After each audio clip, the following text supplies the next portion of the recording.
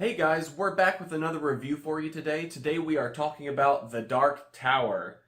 Now, we were pretty apprehensive about this movie going in. Yeah, I would say from the trailers it didn't look great. They looked okay. Also, I've read the book, the first book, only the first book, which I know this one isn't based off like any one specific book from the series, but I didn't like the first book, so you can yell at me in the comments Yeah, if you you're want. gonna get some But hate. I didn't really enjoy it. I didn't think the world building was very good. It just was boring, to be honest. And the trailer made this one look more exciting.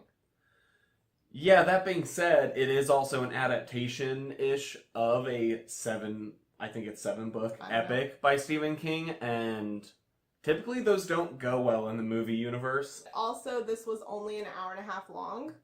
They fit a lot into this movie. This movie was kind of a mixed bag for us. I know for me personally, there were parts of it that I actually liked quite a bit and some that I did not.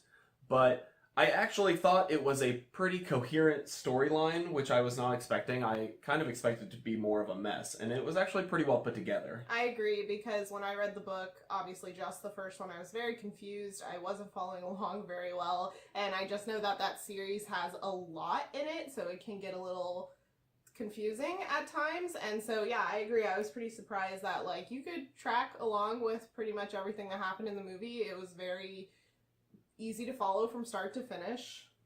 Yeah, and I thought that the performances by Idris Elba, McConaughey, and the guy who played the kid.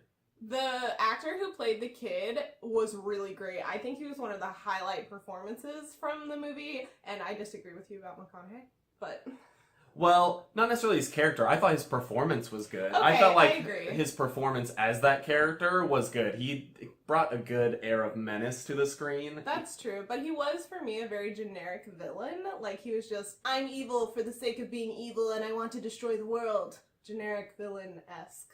This movie was very generic. It didn't really do anything that special. It felt kind of like movie studio was like, this is the format for a generic romp through worlds. Yeah, especially the very beginning when we're introduced to the kid and his family situation and kind of why he's connected to the Dark Tower. I was like, am I watching Percy Jackson? Is that what's happening?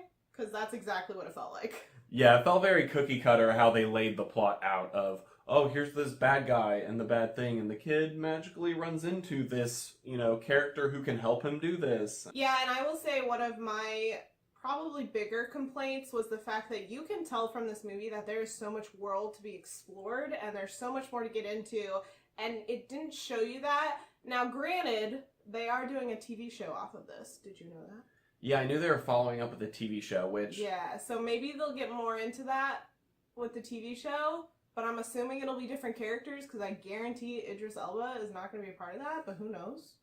Yeah, I'm really hoping that TV show can, expound upon all the things we saw in this movie, because in the area of world building, I felt like it was very rushed. It kind of did the opposite of what Valerian I felt like did well, where Valerian was very much like, here's our world and all the cool stuff. And I felt like this movie was like, here's our world, walk past it quickly. Yeah, that's a really good description of it. Because there were elements that they introduced and just very briefly explained.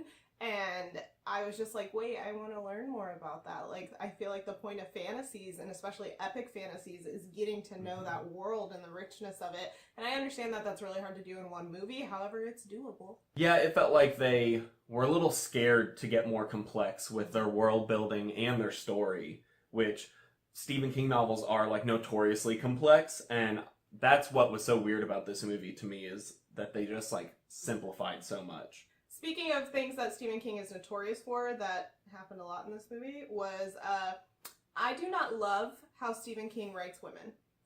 It's not that he's always terrible at it, but in general it's not my favorite, and he tends to go for more male protagonists, which in itself is not necessarily an issue. However, I just find that his women typically are plot devices.